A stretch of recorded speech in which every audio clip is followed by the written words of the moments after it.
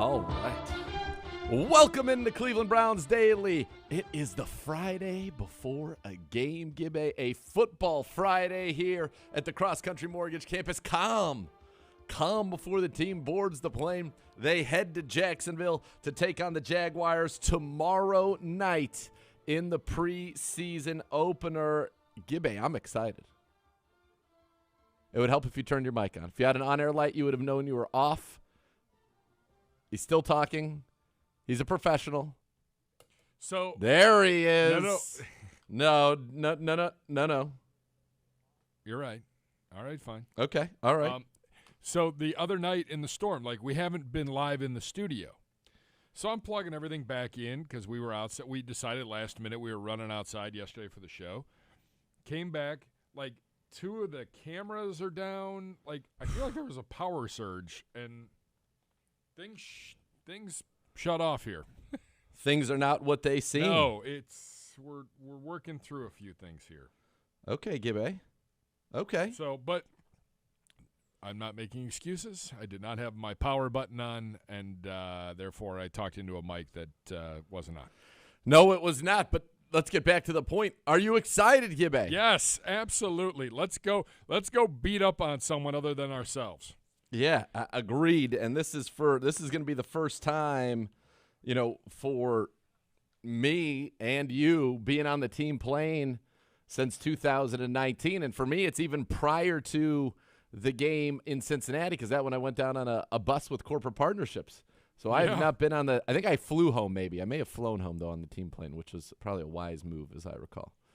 Well, there was a lot going on evening into that Monday. So boy, was that there. Wednesday. Boy, was there. Yeah, just a little bit. I'm looking forward to it. I'm excited to get out and travel, even though, let's be honest, protocol-wise, we will not be leaving the hotel. No, we will not. Unless it is, the bus to the stadium. No. So, but, it's always fun to travel. I love traveling. So we're going to keep it, on the up and up. That's what we're going to be doing, Gibbe. We're going to make our way down there. We're going to keep it, listen, we got it safety first, protocols to follow. We want to keep this team safe, keep this team healthy, keep ourselves and our families safe and healthy. So, yeah, we'll be a little bit of lockdown, but that's okay because we're going to be in the stadium. I'm going to be back on the sidelines. In a TV capacity. Well, which is exciting, but just being on the sidelines in general. Last year, I was never on the sidelines. At home, I was in that front row, that media area, whatever it was called, where everything was tarped off, remember? As I sit here and I look at this beautiful, beautiful picture of First Energy Stadium that's right across from our studio at full capacity. That was, I want to say, week 2 of 2014. And you know what your welcome back gift is going to be? Rain. Don't say that. I don't believe it. I'm seeing reports of scattered showers, Gibbe. Yeah, well, it's going to rain during pregame. But then not the game? Maybe. I don't know. It's fine. Florida, man. It's the rainy season. Who knows? That's fine. How many times were we in Tampa and it literally lightninged and thundered all the way up to about 15 minutes before kickoff, and then it was fine for game? That's what we need. All right, hold on. Let's get to Saturday. Precipitation. Is this your dark skies? Dark sky. Yeah, we're going to be fine by the evening. Fine. The rain, if it rains at all on Saturday, it's going to rain around noon. No pool time for you and I, Gibbe, perhaps. That's where it's going to be. I'm going to be sad about that. I will be sad about it as well, but I think we're going to be in a great spot. I just want to see you swim laps. That's boy, would I love to get some laps swimming in. You do the laps. I do. I love to Drink swim. beer. Yeah, I'm an aspiring Michael Phelps, Ryan Lochte. That's right. By the way, today we had Panera dropped off lunch for everybody in the building, which was very nice. So definitely want to thank Panera for providing lunch for our business staff during training camp today and for their support of the Cleveland Browns. Panera Bread Catering that always delivers. And I'll tell you, I had the smokehouse barbecue. It was tasty. I was a little I had to pull. You went first, and you got your food, and I was running behind you. And by the time I got there, a couple ladies in our office were pulling the last two. And they were like, "Oh, do you want that?" Nope. Gentlemen. I'll take the turkey. Gentlemen. And the turkey's delightful. Not me. But they were in smokehouse. Listen, they were in there. Legit. They were Googling what smokehouse barbecue was. I already knew. I was getting right in there. Yeah. Although credit to our fantastic kitchen staff last night. The meal for me last night here in the building before the coaches show, they did the brisket. Don't tell me that. They did the brisket. I don't want to. Don't tell me that. It had just come off the smoker when I got downstairs. Oh, Gibby. There's nothing worse than some food envy, and I have real food envy right now. When they do that, it's the real deal. Listen, the chicken breasts they had yesterday for lunch were smoked chicken breasts. They were delightful. They do a smoked prime rib here, which is a real treat. The one thing that I love pot sticker day. That's always one of my personal favorites. Haven't seen that in a while. No, I don't know. Is there a shortage of the ingredients for pot stickers? I don't think so, but they're not exactly health food. No. I mean, we've been lots of good protein, some grains, and obviously that might be the most unhealthy thing that you eat here. Pot sticker day? Yeah. Ooh, and I'll eat about 40 of them. I'm also aware of this. So is the kitchen. I know. I have great friends in the kitchen who they will take care of me. They are amazing. Our cafe staff here, the staff, it's unbelievable. And it's not just for us saying that. I can tell you many, many players who have been on other teams in the National Football League, and we know how much these franchises are worth and what they put into this, who say that the cafe here and the quality of the food, the quality of the human beings that work in the cafe is the best in the NFL by a mile. Yeah.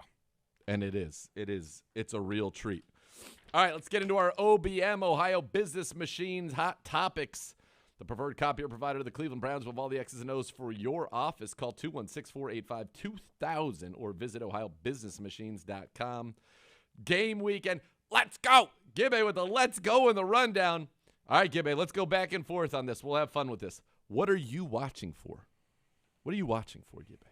I want to see this rookie class. I want to see him get on the field and compete because we haven't seen a lot of tackling in practice. Guys staying upright. And we've had in the last week, we've got some guys that are a little nicked up or being held out for preventative reasons, and rightfully so. Like, we don't need to see Myles Garrett till Kansas City. We don't need to see Jadeveon Clowney until Kansas City. But in terms of guys you want to see, like, it's our rookie class. It's Greg Newsome. It's J.O.K. It's Demetric Felton. Like, I want to see those guys on the football field get a lot of reps. Has anybody, take Donovan Peoples-Jones out of it, but has anybody relative to what their pre-camp expectations were to your excitement for them, and it seems like the buzz here at the Cross Country Mortgage campus for them, has anybody's grown more than Demetric Felton's? No. Is anybody even in the same stratosphere? I don't. Recently, no. No. That's who I want to see. Yeah, I mean, and he has made some people look foolish outside. Well, now you got to try to actually tackle him. Yes. And so that's what's exciting to me is this is a guy who forced the most missed tackles per game in the Pac-12 a year ago. Now you can't just run up and touch him. Oh, yeah, I got you. No, now they've got to tackle him, and he's going to get, I think, some real opportunities in the slot as a receiver. I think he's going to be a receiver. I think he's going to be a returner. I love this. Did you hear the quote that he gave yesterday? I did not. So they asked him, what's your preference to be a running back or a receiver in the media scrum yesterday?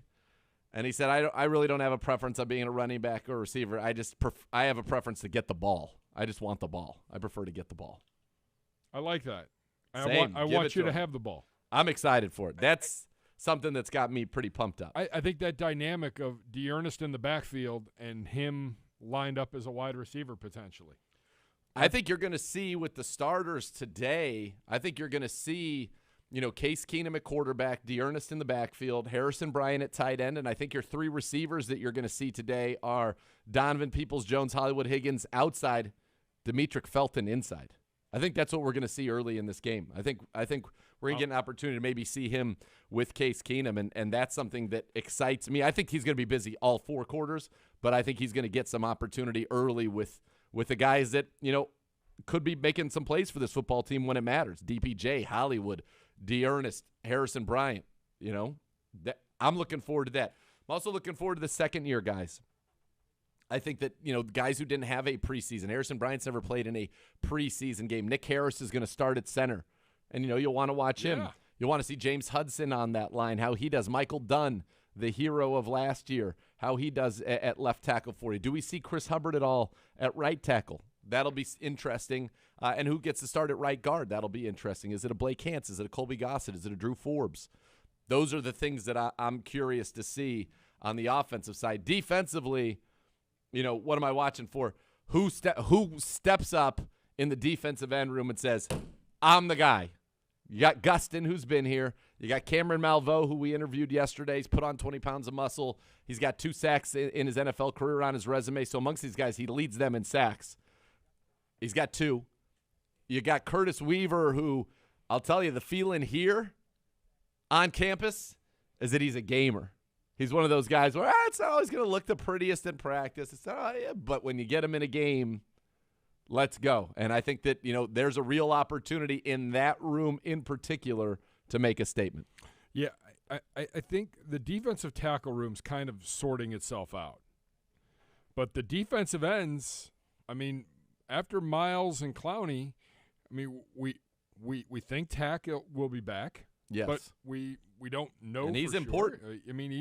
He's dealing with some things, and he's not out there and hasn't been out there. So he's going to need a little bit to get up to speed. So all of a sudden now, those 4 and 5 defensive ends, it is really important to see who steps up and takes control of those two spots. I think that's more fascinating to me on the defense than anything. I want to see. I have no idea what the safety situation will look like. I think tomorrow. we've got 3 safeties. Yeah. I think that's it. Yeah. It does. MJ Stewart did not practice yesterday. He was probably going to start next to Javonte Moffitt. Now he's come down with something. I don't think they risk it.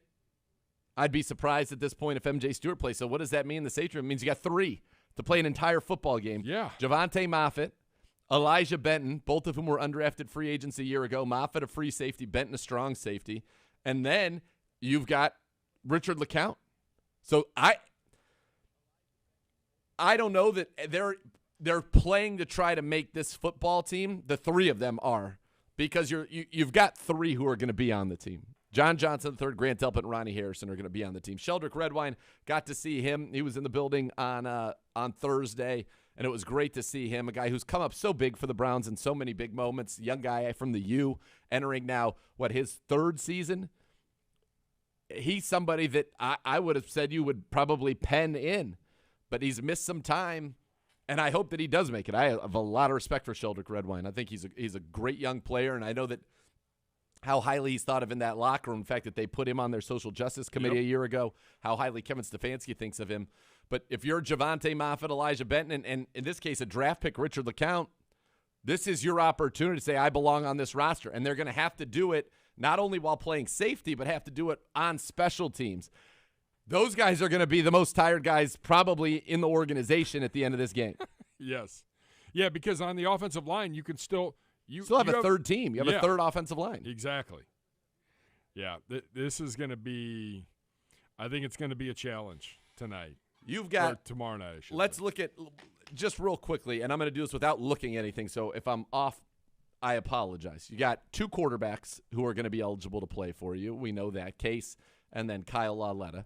You've got, from a running back standpoint, you've got D'Ernest. You've got John Kelly, you got Corey Taylor, so you got 3 backs that you can kind of spread out through the game, not to mention Janovich, Johnny Stanton, so you have those 2. Felton can always slide over if you need Felton to slide over at running back. Wide receivers, you got DPJ, you've got Hollywood, you've got Felton, you've got Kadero Hodge, you've got Ryan Switzer, you got JoJo Natson, you've got Jamarcus Bradley, you've got Davion Davis, so you've got 7 there. So you're good there. Tight end, you've got Bryant, Stiff Arm Steve, and the 2 younger guys behind him. So you've got 4 there. On the offensive line, you've got at least 2 full units of offensive linemen ready for you. You've got 10 of those guys. Defensive ends, you still have Malveaux, Gustin, Weaver, Romeo McKnight, Joe Jackson. So you have 5.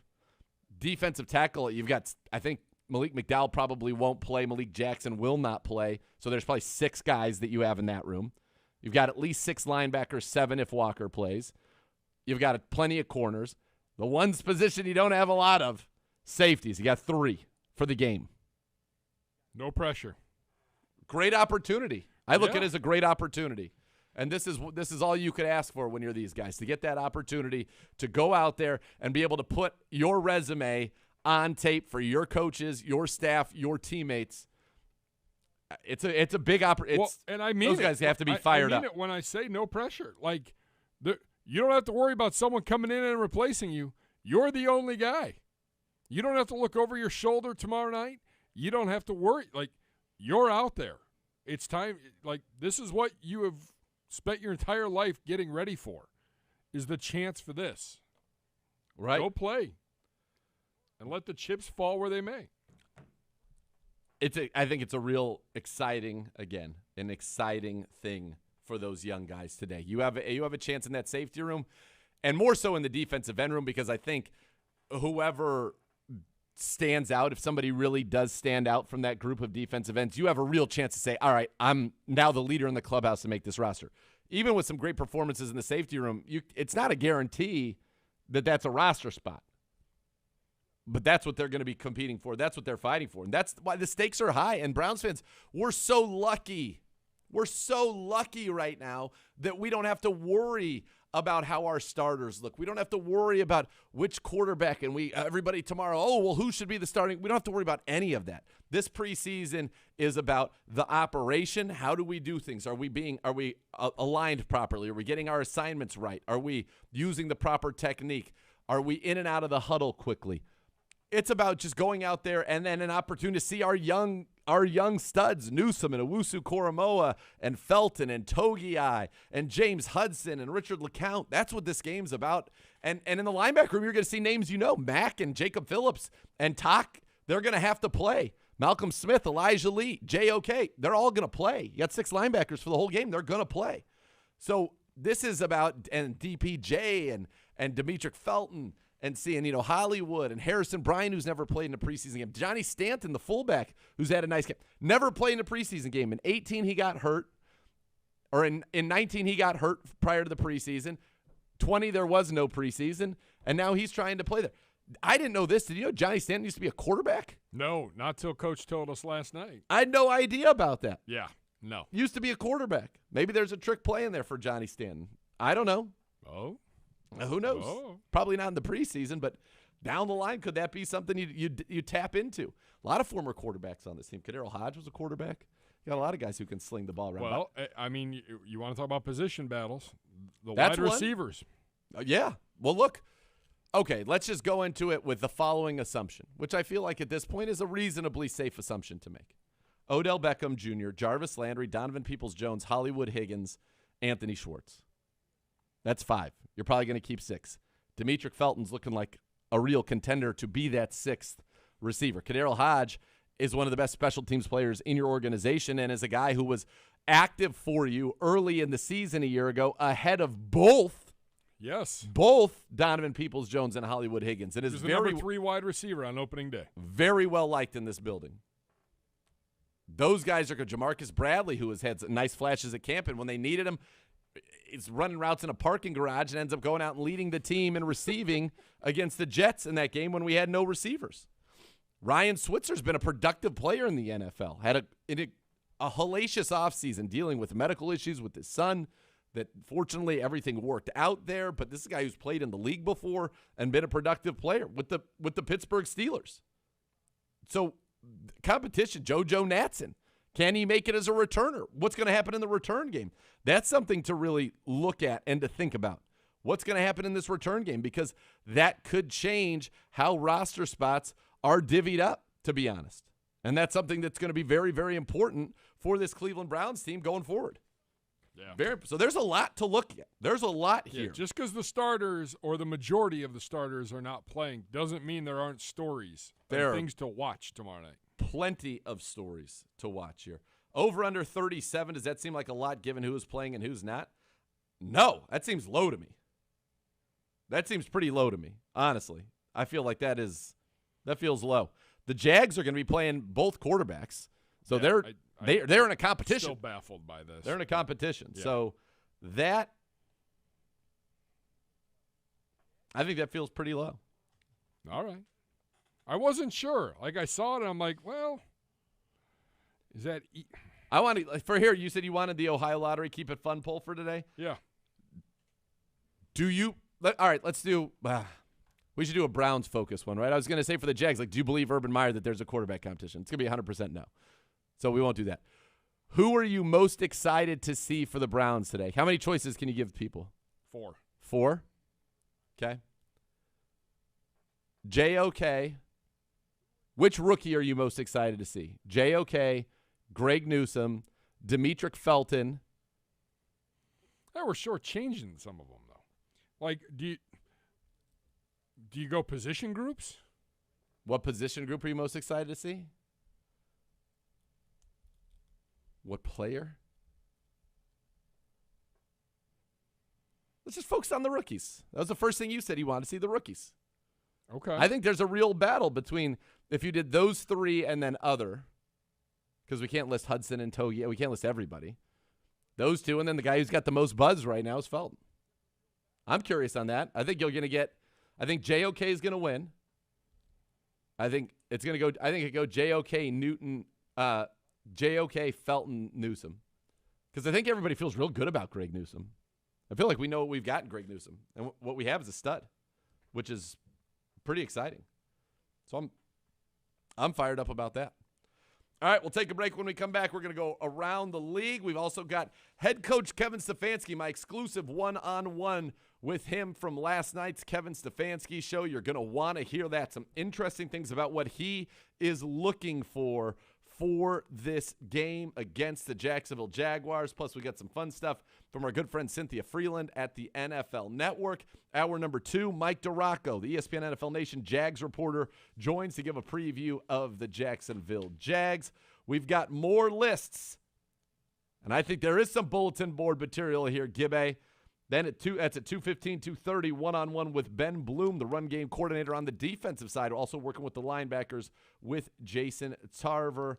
And then we will have so much more to come after that. We are off and running on a Football Friday edition of Cleveland Browns Daily.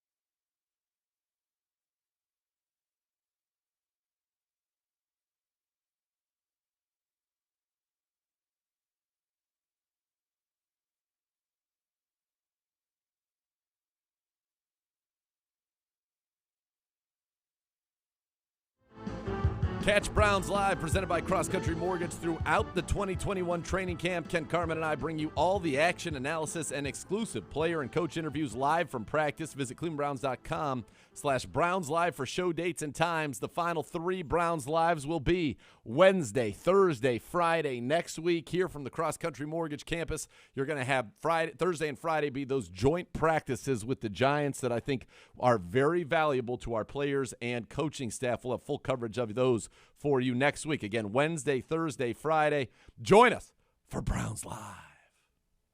Wow, you sold it well. Yeah. You did. I'm excited about it. You're a good pitch man. Yeah, you could have done that. That's Maybe you could have done that in your previous life. Maybe I still have an opportunity. Who knows? You never know. You don't know. You're right about that.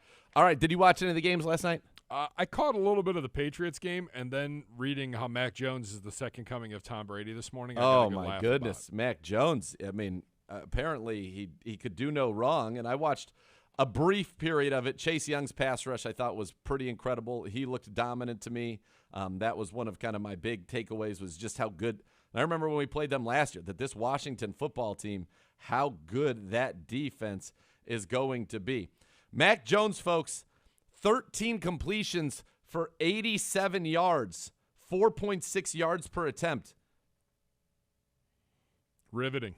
That's not great. No. Why are we going so crazy? I don't know. Everybody's like, he's the second coming. That's what I saw this morning. I actually read that. That's why it's in my head, and why I've repeated it. And I just was like, that game wasn't great. And I don't know how well I'd be feeling about either one of my quarterbacks on the Patriots right now. I mean, Cam was in there briefly, 4-7, 49 yards. Yeah, but listen, as far as I was concerned, it was the Ramondre Stevenson show. The young man from Oklahoma, 10 carries, 127 yards, 2 touchdowns. Pretty impressive debut for him. Yeah. Who got hurt? Oh, Judon got hurt. Do we have an update on him? I have not seen an update on him, and it's the Patriots. So if you're expecting an update anytime soon, I think you'll be pretty sorely disappointed. I don't think you're going to get that. The fact that we had to wait for an update today probably isn't great news for them. And they're already down Hunter Henry, who they got in free agency. Was a big free agency. And then the other game was the Steelers and the Eagles. Steelers win 24-16.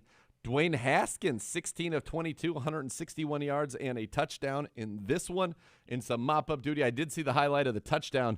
There wasn't anybody within 30 yards of the receiver, but he looked mobile. We'll give him that. He looked like he was running around and doing all right there.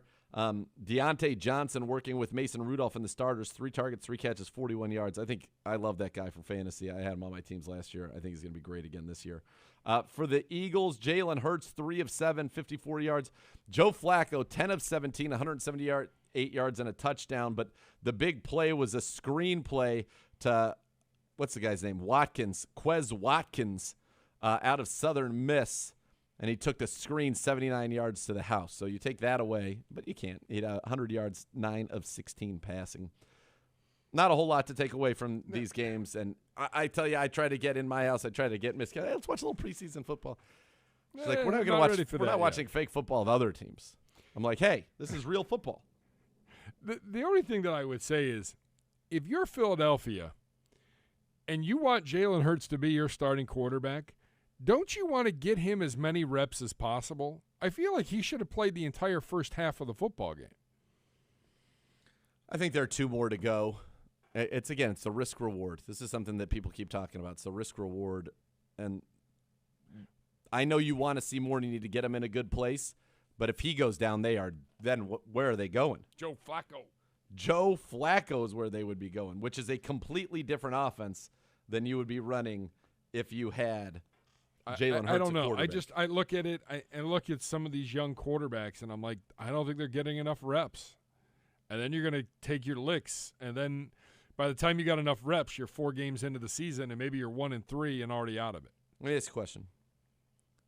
Did Justin Herbert need more time in the preseason last year? I just think, this guy's at least played in NFL games before. I think people are looking at the Herbert's preseason. A way better quarterback than Jalen Hurts. He was a first-round pick, and he turned out to be great. I'm just saying, how much carryover is there? I'd like to see our defense play together a little bit just because they never have. So they need to work on communication in real situations. Sure. But, by the way, they're going to get that, and I'm hopeful that a lot of the guys we've seen be out are going to be back next week to participate in these practices with the Giants, because that's where you get all the work you want. You're going to get regular work. You're going to get 2-minute drill work. You're going to get red zone work. You're going to get goal line work in a controlled environment against another opponent. In a preseason game, you're not even guaranteed to get any of that stuff other than, a normal drive. You're not guaranteed to get in the red zone. You're not guaranteed to get a 2-minute situation. I get the whole risk-reward thing, but, if you're a Dolphins fan, don't you want to see Tua? If you're an Eagle fan, don't you want to see a little bit more from Hurts? If you're a two Jags more games fan, to do that. If you're a Jags fan, don't you want your number one pick getting as many snaps as he can to get ready? Sure, but Joe Burrow didn't have any snaps. Joe Burrow was the number one pick in the So's draft. Trevor Lawrence. Yeah, and Trevor Lawrence isn't getting anything. Well, I'd want him to get all the reps in practice. I don't know. I'm real conservative on this. I want my team to be as healthy as it can be going into week 1. I want to win week 1. So do I. Well, we have continuity. Things have not been great in the history of our week 1s. Okay, and we've done everything possible in the preseason. Prior to those week 1s, we've gone undefeated. We've gone winless. We've played our starters a ton. We've played our starters a little bit. Doesn't matter. We've lost week 1. You got to execute week 1. You got to take care of your business. And look, it's going to be a tough streak to break on the road against the 2-time defending AFC champions. But Can we do it? You're darn right we can. No pressure. It's a talented team. There is no over pressure. When the Germans bombed Pearl Harbor? No. Joe Schobert back to the AFC North now as a member of the Steelers. This broke last night during the Kevin Stefanski show, I believe. Broke last night. I got a text from our London correspondent, and he said, hey, Joe Schobert's getting traded to the Steelers. I'm like, huh? What? And then sure enough, nailed it. I don't know if it's officially gone through. The family's talked about it. I mean, his wife on Twitter has talked about it. He's headed back there. I don't know what that says about Devin Bush's return. That was the first thing that went through my mind. Is Devin Bush not looking the way they thought he would coming back? Because remember, he tore his ACL against us in week 6 a year ago. Yeah, maybe that's. Is he not where they were hoping that he would be? Joe Schobert's a darn good player. Played very well for the Browns. I think the Browns know him. He doesn't know this offense, but the Browns know him. Joe Schobert. We'll see him twice a year. Has had success in this league because he is an intelligent football player. Very intelligent. He's got a knack for getting the ball. He had that one game with 2 interceptions, remember? Yeah, and the Browns are going to they know where his strengths and weaknesses lie, and I think they're going to have to really try and attack him when he's on the field. But it's a quality guy, and it just makes you wonder, though, what they thought about what was happening in their linebacking core. Because he's not cheap. He had just signed that big deal with the Jags. Yeah, it's only 1 year into it.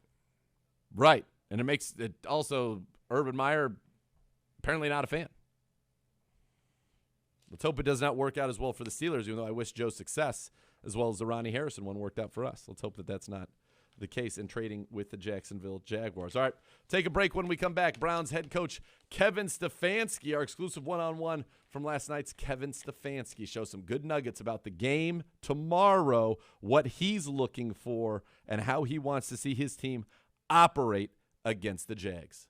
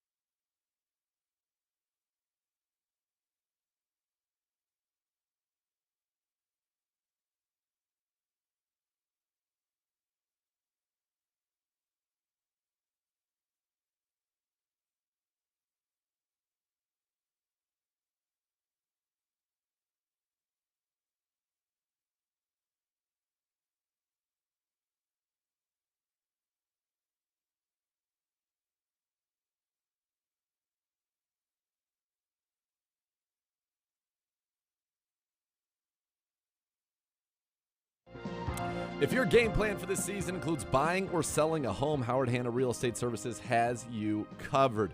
Visit howardhanna.com/GoBrowns today. Time now for our exclusive one-on-one interview with head coach Kevin Stefanski. This is taken from last night's Kevin Stefanski show as he talks about getting ready for the Jags and what to look for in the preseason opener. Coach, You're down about 10 and a half minutes. But finally, the first preseason game just 2 days away down in Jacksonville. How are you feeling to finally have a game week upon you? Yeah, I can tell you, I'm excited. I know the players are excited to get down there and go against a different colored jersey, go against a different scheme. We're running a lot of plays that the defense has seen already. We're running a lot of defensive coverages that the offense has seen. So to see a different look, I think, is so important as you progress through training camp and start to get your team ready for the regular season. Now, you noted earlier in your press conference today that the majority of the starters will be resting, but this is going to be a great opportunity to look at your rookie class. And you talked about them as well as the sophomores. But let's start with this rookie class. You know, Greg and JOK at the top of it, but you've got, James Hudson, Tommy Togiai, Demetric Felton, Richard LeCount. I know you're excited to see all these guys. What do you hope to see from the rookies in their first game action? You hope they all play fast. Mistakes are going to be made. Okay, we understand that. We recognize that. It's going to be the first time under the lights, the first time in the game uniform. So we understand that the guys might have early in the game, might have a little bit of those butterflies going, and that's just fine. So you hope that the mistakes are limited and they learn from them and they bounce back from them. And it's something that each young player has to learn on their own, that you're going to get beat. And in a one-on-one, the defensive lineman is going to beat you one time. And maybe the DB is going to lock you down if you're a wide receiver. It's going to happen. And then it's how do you respond to that next play? So that's what we're looking forward to seeing, how the guys respond, playing and play out, and see if we can get some consistent play from them. If you were to say that we'll call a practice, a padded practice is one, and perhaps the scrimmage was a little bit more juiced up than that, or a joint practice would be even more juiced up than that. How big is a game in the evaluation process? Is it double a normal practice, 10x, the same? Yeah, it's I hesitate to say it's the same, Nathan, but they kind of all go together. They're all really important. And that's why we put such a value on practice and practicing hard and getting quality reps, because not only are we trying to improve the team on a daily basis, we're also trying to evaluate each one of these players. So it's the reason our guys practice hard. That's what we're demanding of them, and they respond. So the circumstances change. They're keeping score. You'll have the officials out there, the fans, et cetera. But they don't have to approach the game any different than they've approached it every day here in Berea. On one hand, you're going to look at the production, right? And I think that's what fans will look. Oh, this guy caught 3 balls, or this guy averaged 7 yards a carry, or he got an interception.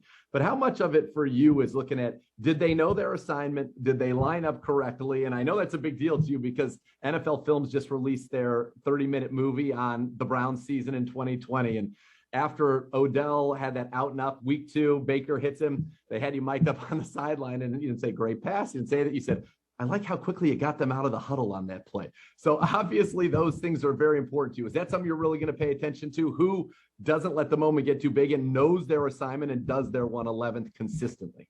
Yeah, I think it just comes back to alignment, assignment, and technique. And what we want to see from our guys is playing fast, playing free. And in order to do that, you have to know your alignment. You got to know your assignment. You got to know your technique. So I know it's old school way of thinking about it, but that's how we approach these things. We want to, in order to play our style and play at our best and play as a team, we got to make sure that we take care of the little things, because those little things, as we all know, they add up to the big thing. Now, you look at a preseason game and the outcome is not necessarily the most important thing. But when I look at it through the lens of we know who is playing and who's not playing, opportunity. And I'll go to 2 rooms for you, defensive end and safety. You're going to be without your top 3 defensive ends on your depth chart as it's laid out. You are without, probably, assuming that John doesn't play, your top 4 safeties on your depth chart as it is laid out. So for a Javante Moffitt, a Richard LeCount, and Elijah Benton in the safety room, or a Cameron Malveaux and a Curtis Weaver and a Porter Gustin, Joe Jackson, Romeo McKnight in the defensive end room, this is a real opportunity, isn't it? It's a real opportunity, and it's a great opportunity. And I think that's the fun part about our sport is you get to compete.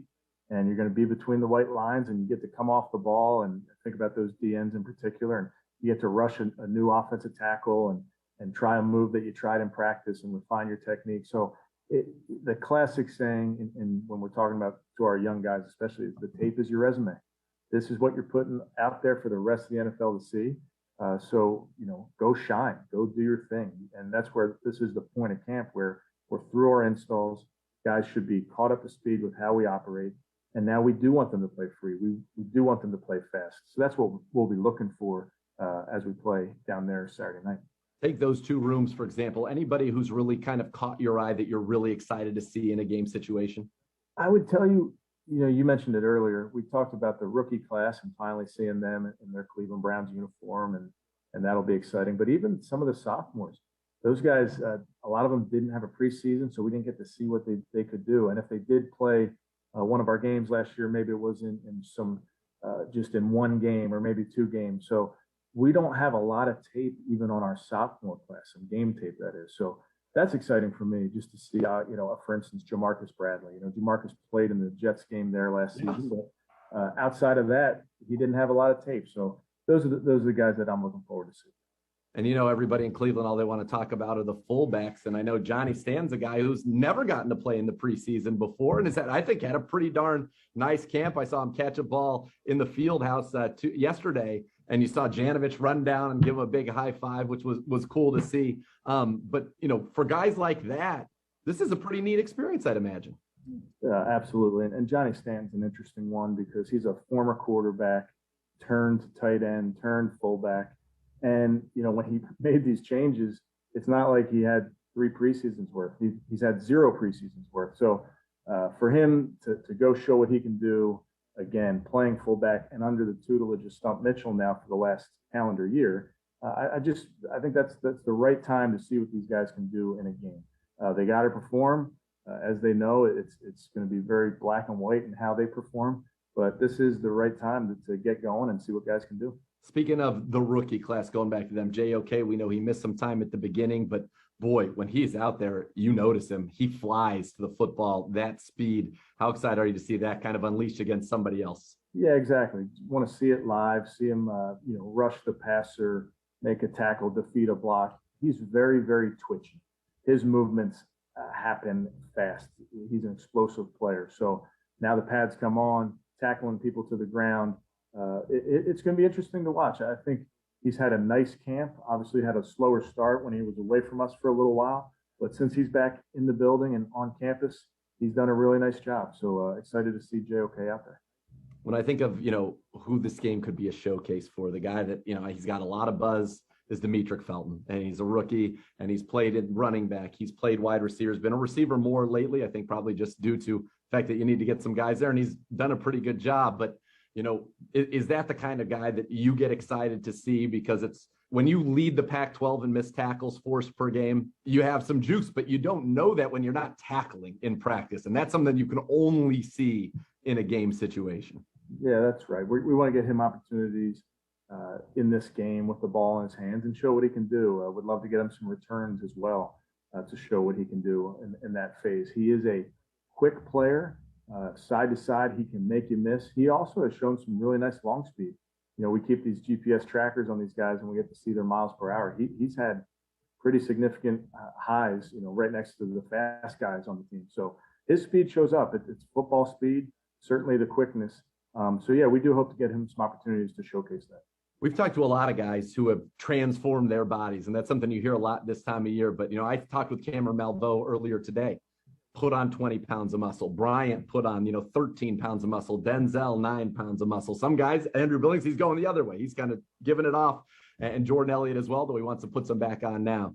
When you see guys put that kind of work and effort into their bodies to address something that was in their, takeaway action plan, what does that say to you about their buy-in and about the preparation this team has put in? Yeah, I think, Nathan, we have a bunch of professionals.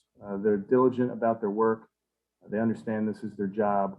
And we try to help them as much as we can. And the amazing part about our organization is there's a ton of resources here to help you, whether it's our strength staff, our nutritionists, our high performance staff.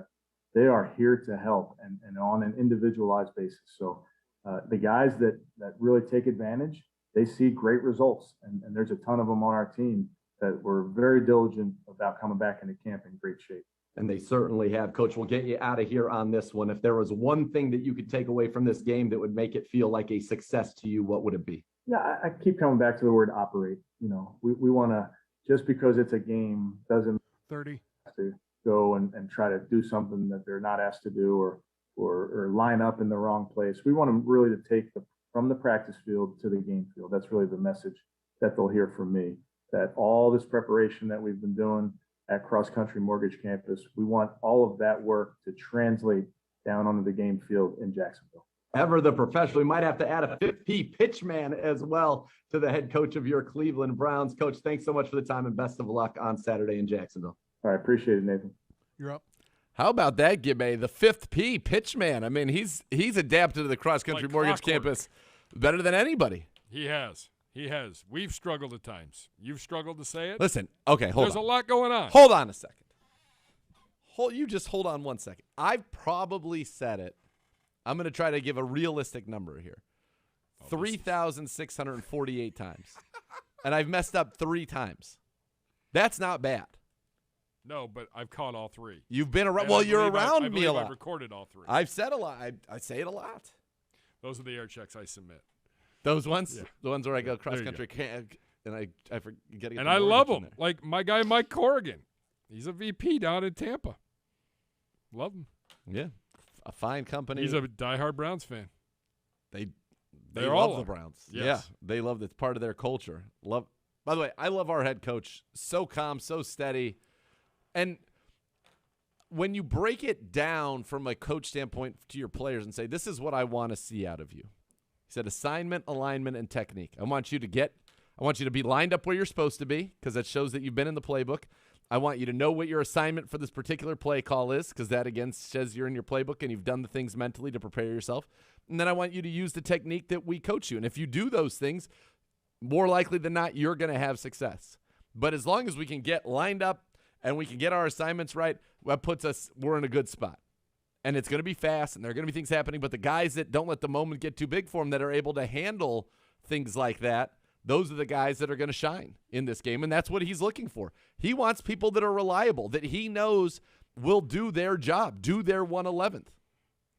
Be this year's Michael Dunn. Be Michael Dunn when you're called upon. Yeah. Be Hollywood Higgins when you're called upon. Be Donovan Peoples-Jones when you're called upon. Be D. Ernest Johnson when you're called upon. Yep. Be M.J. Stewart when you're called upon. Sheldrick Redwine when you're called upon. Porter Gustin when you were called upon last year. Money Mitch.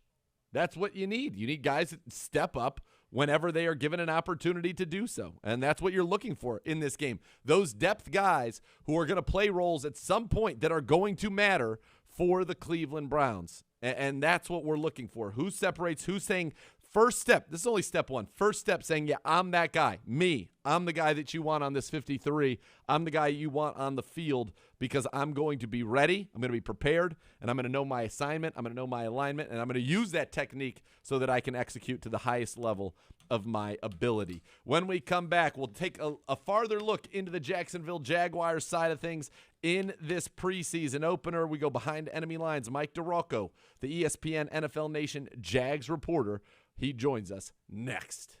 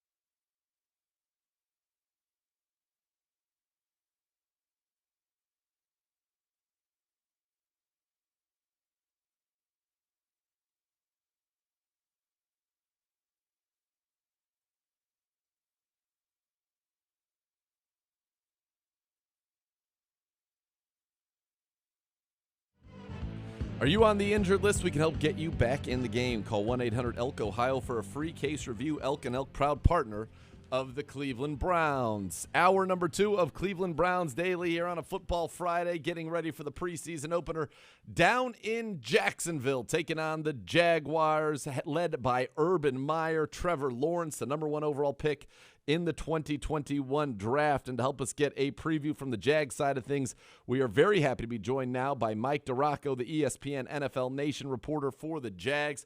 And Mike, let's just start big picture. What has the Urban Meyer experience been like so far?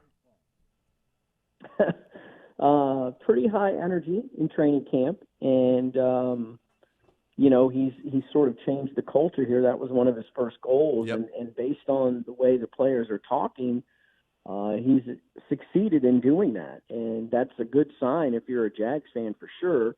I think the latest thing is that he got the owner Shad Khan to build a recovery room for over $1 million that these players that used to have to go off outside the facility to get like cupping therapy, cryotherapy, massage and such.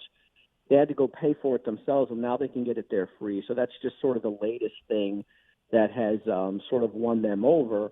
But, we haven't played a game yet. There hasn't been any wins or losses, and there's been no adversity. So we'll really get a test when that happens. But to this point, the players have really embraced him and the culture change, and they're eager to start winning games because obviously they know his background and everywhere he's been, he's won games. So they're hungry, and this is exactly where they needed to be from that standpoint heading into the first preseason game.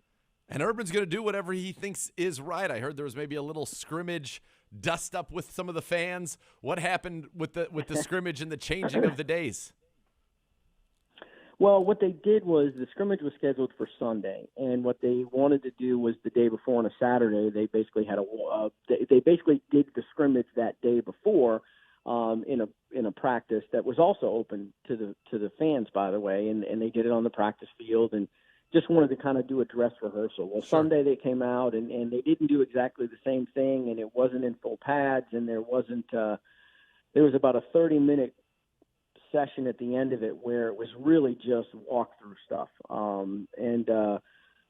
I guess some fans weren't thrilled with it, but, the bottom line is they got to see Trevor Lawrence roll to his right and uncork like a 50-yard bomb to Laquan Treadwell that looked like the throw that he had at his pro day workout.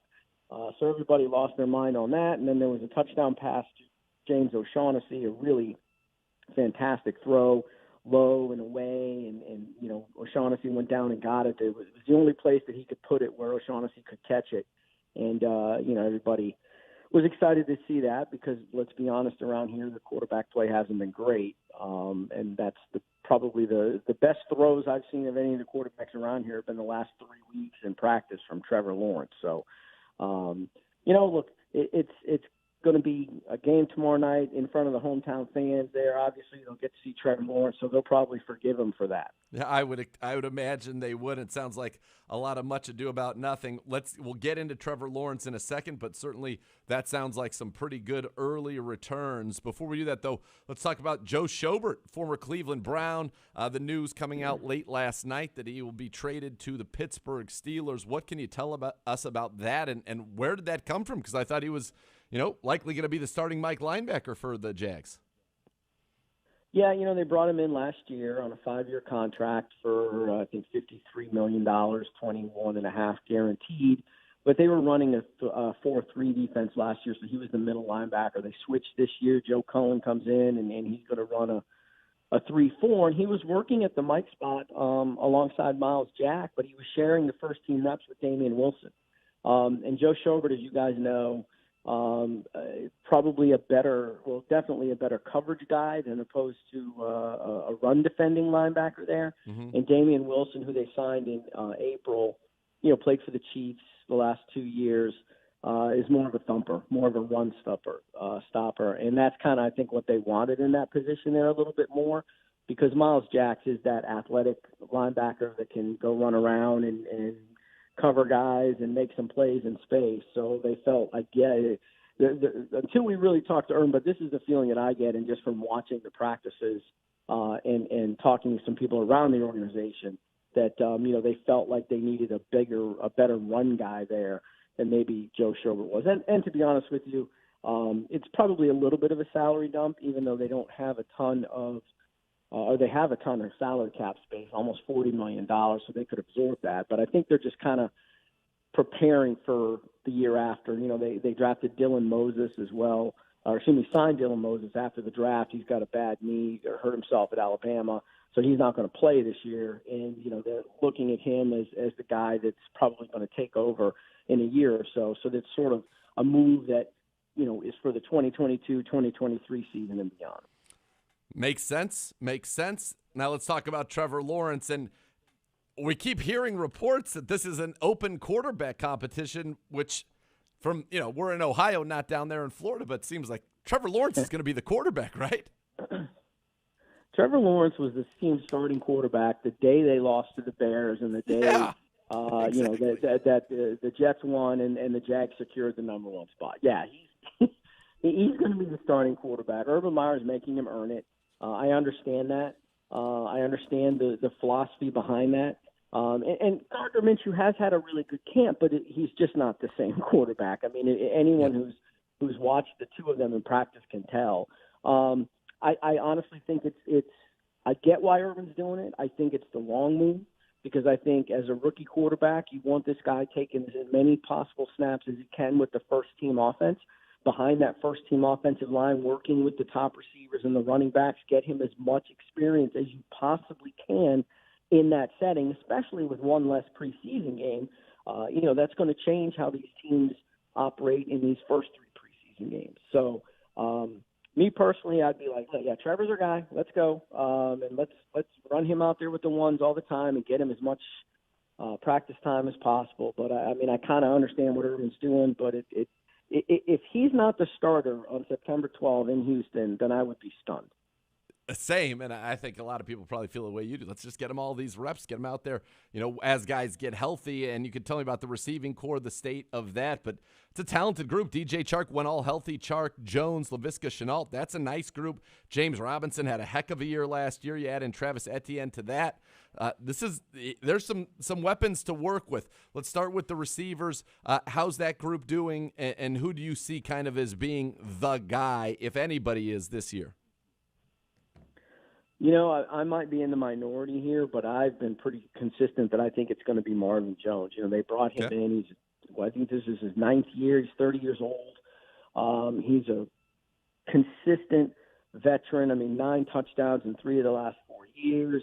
He's caught pretty much everything. He goes up and gets the ball. He's still got the speed to get behind everybody. If you want to give your rookie quarterback all the help that you can, one of the things you want to do is give him a receiver like Marvin Jones. So I think he'll be their number one. DJ Chark now dealing with a broken finger. He's not going to be ready until the season opener. Was basically called out in the spring by Urban Meyer, who essentially called him soft. He said, you're a big guy. You need to play like you're a big guy. You need to play bigger. You need to play stronger. So he responded to that. And, but now he's going to be missing about a month. So how is that going to impact what he's able to do? And Laviska Shenault's been probably their most impressive wide receiver, I guess, throughout the spring and in the camp. And they're going to have to figure out ways to take advantage of him. He's not a typical slot receiver. He's a much bigger, thicker guy. So you kind of hope that if the Jags are going to take advantage of him, they'll move him around a little bit and put him in the backfield at times and maybe even line him up as a tight end every once in a while just to kind of give them a different look and get a better matchup there. But I do think that that's their strongest position group on the entire team, and that should be able to allow them to be much better offensively and score some points, which was something they obviously had a lot of trouble with doing last year. Is James Robinson, who had a great rookie year, is he still the guy? And is Travis Etienne doing some running back, some receiver? Or how's that room looking, and what do you expect to see tonight from those guys?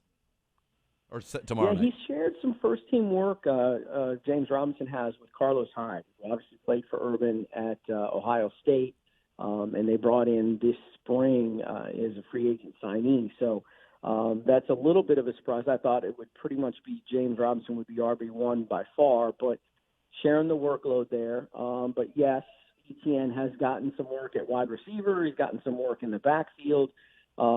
He's had an issue with some drops this in camp, not so much in the spring, but the last couple of days he's had some drops. He had a drop in the scrimmage too. That you're just like, well, I mean, you can't make the big play if you don't catch it, and I think they're kind of hammering that into him. But he really is a dangerous player. I mean, the idea is to match him up or to move him around and get the matchup that you can exploit.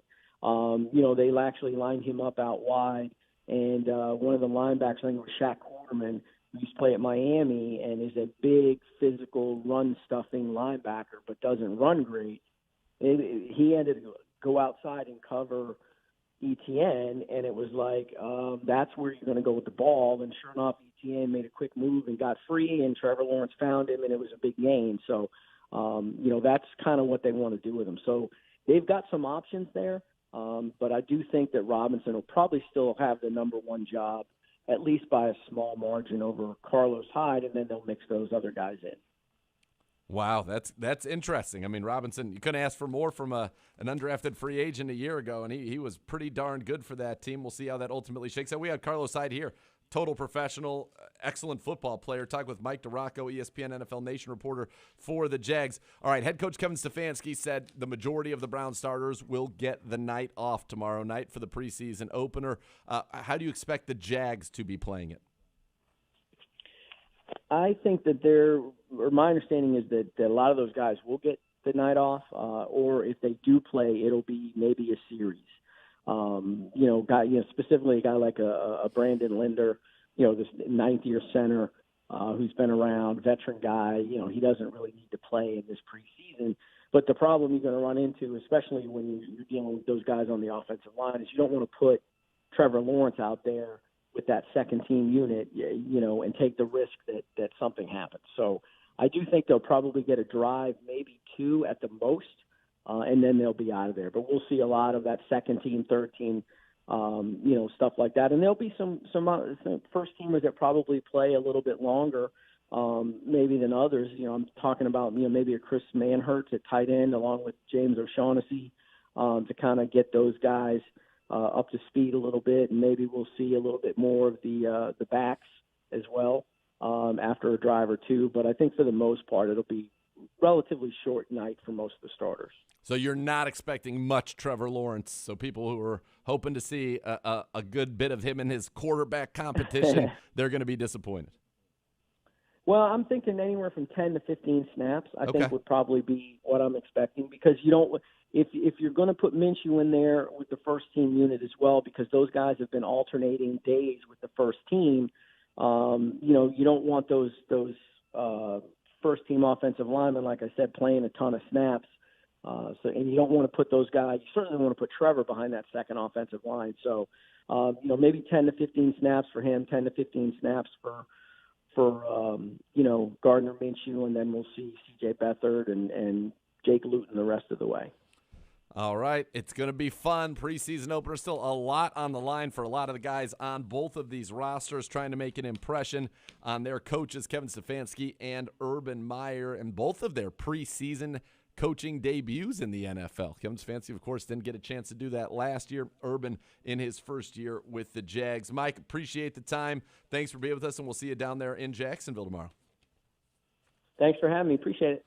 All right, that's Mike DiRocco, the ESPN NFL Nation reporter for the Jags. So won't see a lot of their starters. Sounds like not a whole lot of Trevor Lawrence in this game, but we'll see some.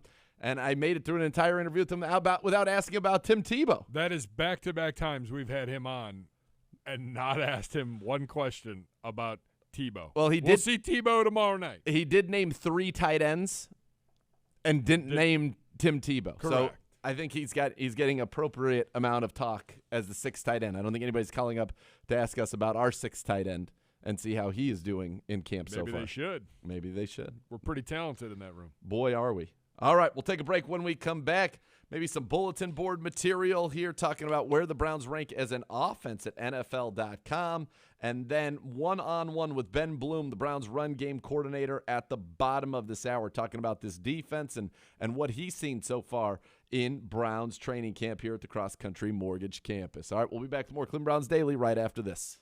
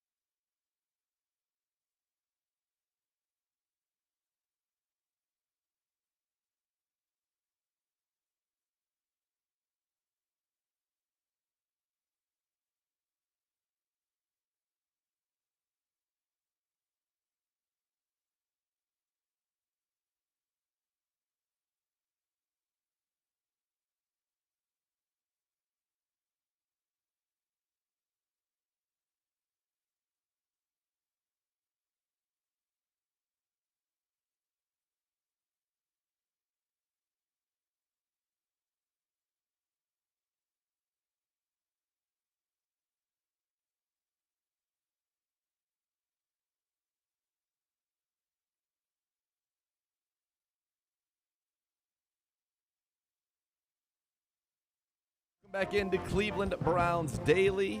Nathan Zegura, Jason Gibbs with you here today.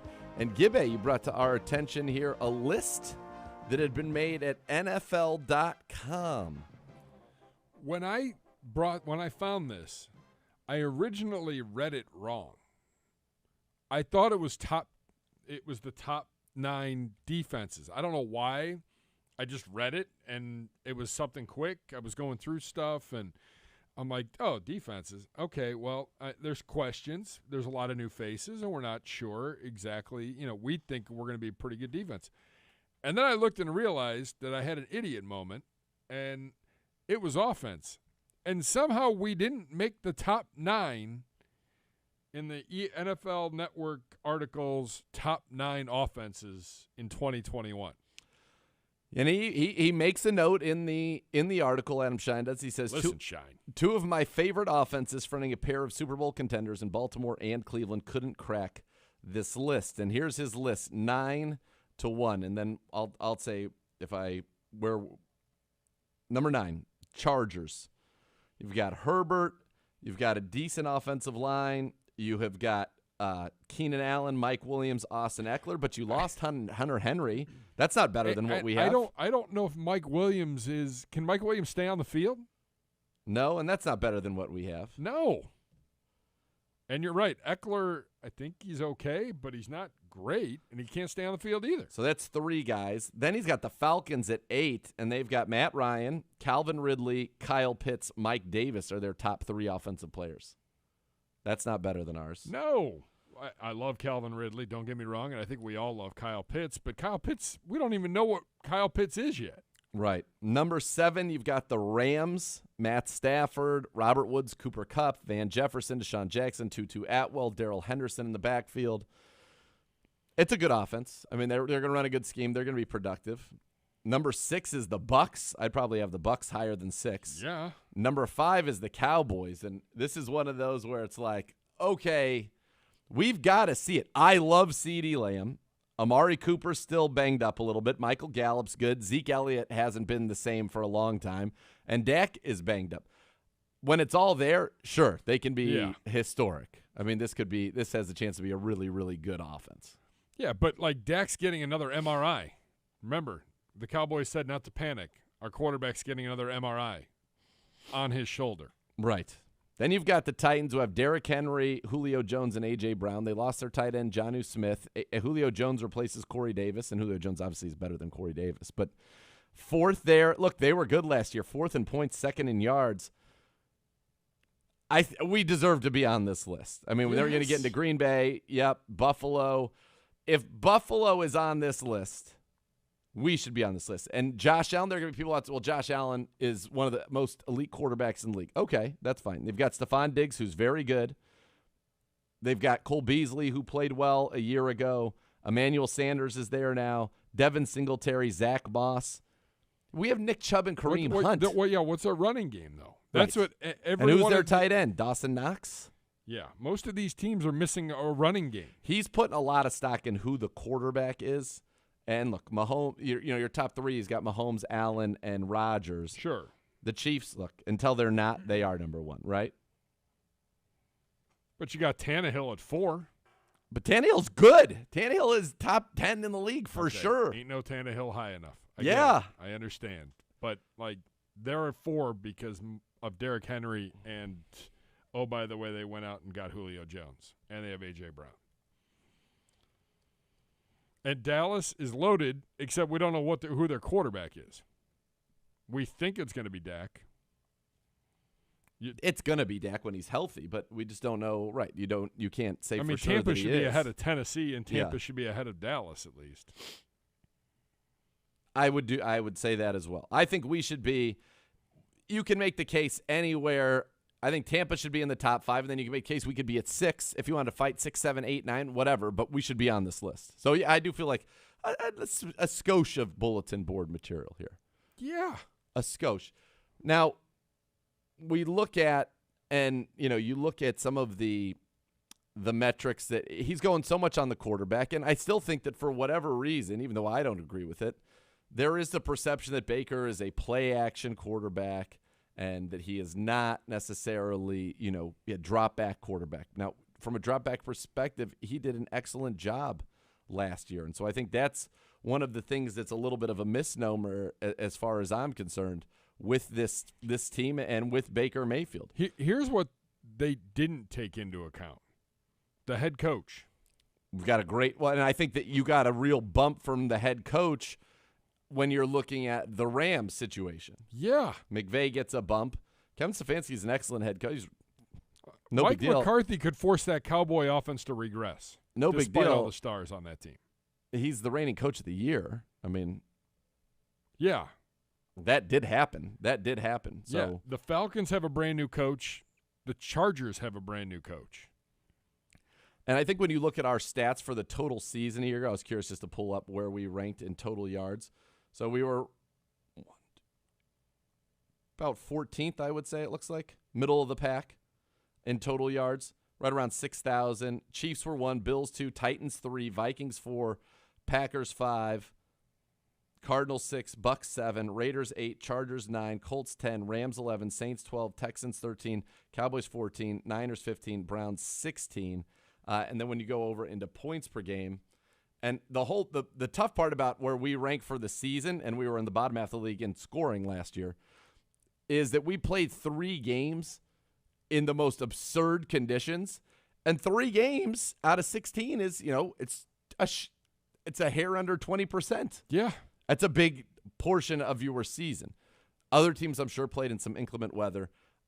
I think this team this year, our offense is only going to be better. I think our defense is going to be better as well, and that's going to really lead to even more points. I think the Browns last year averaged 20. Here it is. Actually, I'm sorry. We averaged 25.5 points per game last season, which put us – the leaders were Packers, Bills, Bucks, Titans. Titans were a darn good offense. Saints, Chiefs, Ravens, Seahawks, Colts, Raiders, Vikings, Steelers, Cardinals, Browns, 25.5. Again, top half of the league in both categories. I think this year we're going to be top 10 in both categories. Yeah, I mean, we're at least 8th on this list. I'd be shocked if we have a couple of games like we did last year. Like last year, you think about the Baltimore game and the Steelers game where we were held into single digits. Unless you just run into a really great defensive team. And we have a real bad day. I just think we're too talented. Yeah. I don't think that's going to happen. I don't know. Yeah, I thought it was just an interesting list. It is to not be up there. And he acknowledges it though in the lead up to it. And is he considering Baltimore strictly because of the offense they run with Lamar being different than the other 31 teams? Because probably the offense is good, but I don't know how great it is. Probably that's part of it. And look, you've got to be able to throw the ball. But the Ravens, I don't know if you knew this or not, the Ravens averaged 29.3 points per game last year. The Ravens were well, they got off to a good start. 7th in the NFL in scoring offense. So they're never going to be great in yards, I wouldn't think, because yards is a stat that's going to have a lot to do with passing the football. So I wouldn't think the Ravens would be towards the top in terms of yards per game, and they're not. They're in the bottom half of the league, 363 per game, which is still pretty good. But they get, they have such a huge portion. They average 191 yards rushing per game, which was number 1 in the NFL, 171 passing per game, which was, I'm guessing, would be last in the NFL. It is going to be interesting, and I keep seeing things about this involving the Chiefs. Like, you have Kelsey, you have Tyreek Hill. We think Hilaire is probably going to take that next step, and obviously you have Mahomes leading the whole ship. Yep. But if you lose a Kelsey or a Hill to an injury for any indefinite period of time, the depth behind those two is not very good for the Kansas City Chiefs. Not great. Fair. And as good as Mahomes is, and yes, he can elevate guys around him, you still need some talent. Yes, I feel they've got they still have talent. I don't even think they really unlocked Clyde Edwards-Helaire last year. No, they did not. You've got McCole Hardman. They still have talent. Tyreek Hill is critically important, but I think Kelsey is the guy. Kelsey's the straw that stirs the drink. I mean, he is – the guy led the NFL in receptions of 20 yards or more as a tight end last year. Travis Kelce is on another level. He's another level player.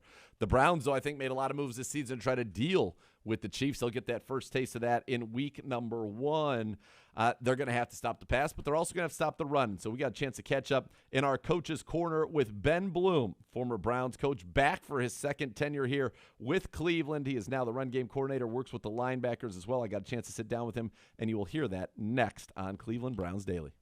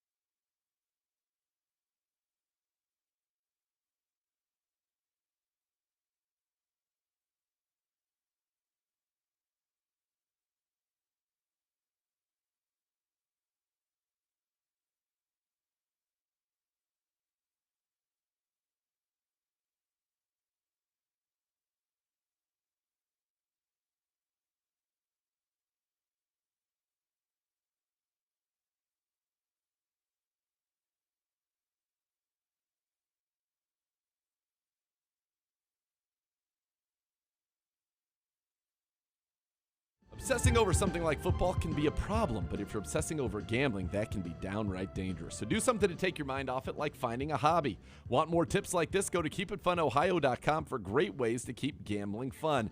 Going into the coach's corner now as I go one-on-one with Browns defensive run game coordinator, Ben Bloom. Coach, as You're down 9 minutes. a lot of new faces on your side of the ball, and we know that the run defense, that takes a lot of coordinated effort. How's kind of that gelling, that chemistry coming along? It's going great. I mean, all the new players that have come in are, they've been professionals and veterans like you would expect. They were really diligent in the offseason learning the defense. As coaches, we're communicating really well, working well together in our second year. So, that combination of things has us in a good spot where we're working right now. Certainly we need to get better. Let's start from just a high level, and I know that's what this work is all about, right? To get better. That's why we have these training camps here. Philosophically, what is your philosophy about stopping the run? Well, I think you want to defend the run so that you can win the game, right? Defend the run so you can win the game. Now, every game in the NFL is different. The opponent's different. The conditions are different. So in some games you might have to stop the run 40 times, some games 10 times, or somewhere in between, right? So, we want to have a system of defense that is clean and easy for the players to play fast, with a little bit of multiplicity in our fronts and our coverages, so that obviously the opponent isn't seeing the same thing every play, and then frankly so that we can defend the pass in an effective way. And being sometimes the best coverage is to defend the pass, but then also be able to defend the run. That's what I wanted to ask you about, is the NFL has changed, and your base defense now is much more a nickel defense, or in the case of this football team, it could be dime at times. How does that affect a run defense, and what premium does it put on having guys, and I've seen Troy Hill flying down, making tackles in the run game, on having DBs who are willing to participate in run defense? Yeah, I mean, I think it's important in the NFL to be very sound in coverage so you're not giving up huge explosive plays. That being said, the coverages that people are running in the NFL, they're a lot of the same coverages that have been run for a long time. Yep. We're not inventing new scheme every day. So I think regardless of the coverage, it needs to be sound to stop the run. So different people have different responsibilities. In one defensive group, it could be an outside linebacker. In another defensive group, it could be a nickel. Right, like a Troy Hill you brought up. Sometimes it's a safety in a certain spot, playing a certain pass coverage and having a certain assignment in the run game. Sometimes it's a linebacker. So it's more about teaching the system, teaching the techniques, teaching the responsibilities and how it all works together, so that it's clean and it makes sense and it's sound. Yeah, and it starts up front. When you get a guy like Andrew Billings, who looks like a massive space eater, a guy can take on double teams. You bring in Malik. Jadeveon Clowney, known for his ability to play the run as well as the pass. Miles does it as well. How important is it to have that sturdiness, that stoutness up front? When you have a guy like Billings who eats up those double teams, what does that allow the playmakers behind him to do? Yeah, I mean, there's three levels of run defense. There's the D-line, right? It starts with them. They're the ones who get off the ball. They're the ones that wreak havoc. They're the ones that set the edge for us, and our guys do a great job at that, and Coach Kiffin does a heck of a job with those guys. And after that, it's the second level, which is linebackers, and sometimes safeties or nickels, and then it's the corners and the deep safeties. So the more effective you are up front, everyone behind him is much easier. A linebacker can defend the play action pass a lot better when we're good up front, because there's not as much stress in the run game. So a guy like Andrew Billings, man, it's nice to see him because he's such a great guy. He works hard. He's a hard guy for the offense to block. We're lucky to have him, and when you're playing behind him, your stress in the run game is a little bit less. So if it happens to be, oh no, it's not run, it's play action, I got a chance to play both, and we're excited that he's here. I bet. And listen, you're probably excited that you get as good of a test as you can get, right, in these practices, going against a premier offensive line, if not the best in the league, the best running back tandem arguably in the league, and one of the most effective run offenses, so that hopefully by the time you get to Sundays, it's a little easier for you guys. Yeah, there are some challenging plays in practice with our O-line, and Coach Callahan, and then obviously the running backs and Coach Mitchell. So they do a heck of a job, and sometimes you're like, oh man, we're not tackling right now, and if we were, that thing might actually gone for 20 yards, not 5 like it looked. So Fortunately, we don't have to play against them on Sundays, and it is a great test, and it does prepare us for the regular season for sure. It does. And one of the guys who's trying to get prepared for the regular season, Jeremiah Wusu-Koromo. And I remember watching back in the rookie minicamp, it was basically he had two coaches and him once Tony Fields wasn't able to participate. It was yourself, Coach Tarver, and JOK. And I know he had a little bit of a slow start on the reserve list to open camp. But what did you see from that young player? And how valuable was that time? I mean, that's basically getting 2-for-1 coaching all the time, having it right in your back pocket. That had to be really helpful, I would think, in his development. Yeah, well, fortunately, Coach Tarver and I are on the same page all the time. So we're delivering consistent messages to the player. That's the most important thing. But, no, Jeremiah is he's a special guy. Obviously, he's extremely talented with his speed and his physical abilities. But he's such a serious student of the game. He's a terrific note-taker. He can self-correct. He asks great questions. He rarely makes the same mistake twice. So, I'm excited to see him continue to grow and get more opportunity to play and get more experience in training camp because he's doing a really nice job. And I know you spent a lot of time with those linebackers as a group. What's kind of stood out to you about this group? Because it was one that in the offseason, outside pundits had a lot of questions about it. And then all of a sudden, Anthony Walker Jr. comes in, JOK comes in. You have that core of guys, a veteran like Malcolm Smith and Elijah Lee, and then the younger guys like Jacob and Mack and Tok coming in here. This is a room with a lot of talent, a lot of competition, not only to make the roster, but to get onto the field. How have you kind of seen that room respond, and what stood out to you about your group? I mean, first and foremost, we have great guys in the linebacker room. They're mature. They love football. They work. They communicate well with each other. Certainly there's competition to get on the field, but that's the case in every football meeting room, NFL, college, high school, and Pee Wee football. So those guys handle it the right way. They help each other. They work well together. The veterans, give really good pointers like, Malcolm and Awok to the younger players. And everyone's kind of comfortable and open to ask each other questions to make sure that we're all on the same page so that we can learn from each other. So it's been a pleasure. It's been real fun. Yeah, and it's fun to see those guys go out there and compete. And for you, what makes this fun? What brought you to Cleveland? What made you say this was the right opportunity for me, and now you've progressed here in your second year with this organization? What makes this special? Because there's a feeling that it is special, and the coaches I talk to love being on this staff. Yeah, I mean, Cleveland's a great place. It's a football town. I think everybody knows that. Having worked here before, you could feel it in the local community.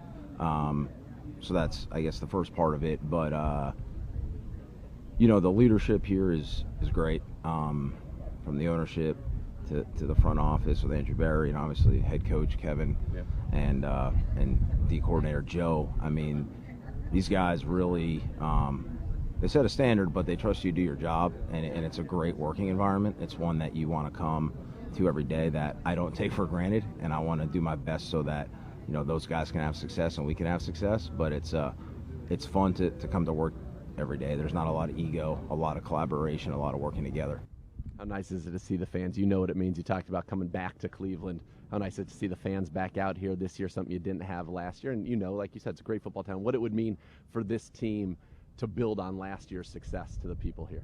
Yeah, I mean, it's fun to play in front of a crowd, to practice in front of a crowd. I mean, the first practice with fans, it was a different feel for us. And we're lucky, like our individual drills a lot are by the right in front of the grandstand. Right in front of the grandstand, so we feel them, and it's appreciated. I know we got the stadium at the practice coming up. Practice at the stadium. There you go, right. Self-corrector. And that's going to be really cool to have that environment there. And then we're obviously pumped for games, but it can't be a better fan base, and we're going to keep working hard to give them some. Coming back in 15. Oh, you will. It's crazy. I think Sunday will be the most people that's been in that stadium since 2019 to watch the Cleveland Browns do anything, which is going to be pretty special. Coach, always special. We get a chance to catch up with you. Appreciate the time and best of luck this year. Okay. Thanks, Nathan. Appreciate you. You're up. That was my talk with Ben Bloom, obviously right before the orange and brown practice at First Energy Stadium. But, appreciation for the fans, appreciation for this city, a guy who understands what football means here. And I think we're going to have a pretty darn good defense, especially a pretty good run defense. And you talked about what Andrew Billings and that kind of beef and brawn brings to the front of your defense, and it allows your linebackers, your playmakers, to run around and make plays. All right, so much more to come here on Cleveland Browns Daily. We'll get our final thoughts in as we get ready and give you guys an update on the schedule, the Browns broadcast, building the Browns back on Sunday, Browns Live all next week. We'll let you know all the stuff, all the places to catch the best Browns content. That is coming up as we wrap things up here on a Football Friday edition of Cleveland Browns Daily.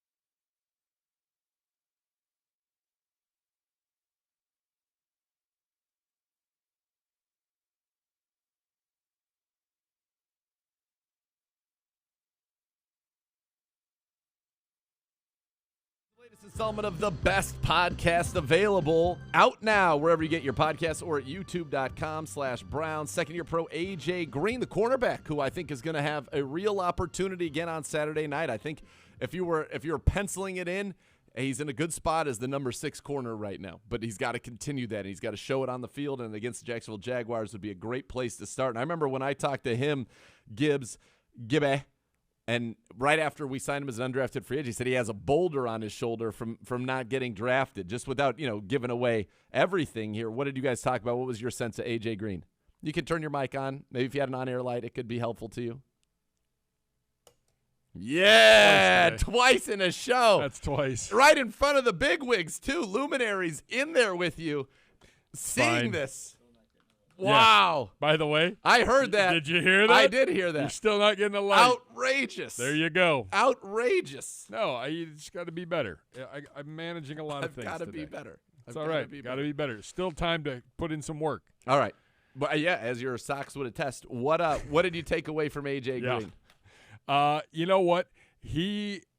That boulder is still there, and Yep. I think that he knows he's fighting.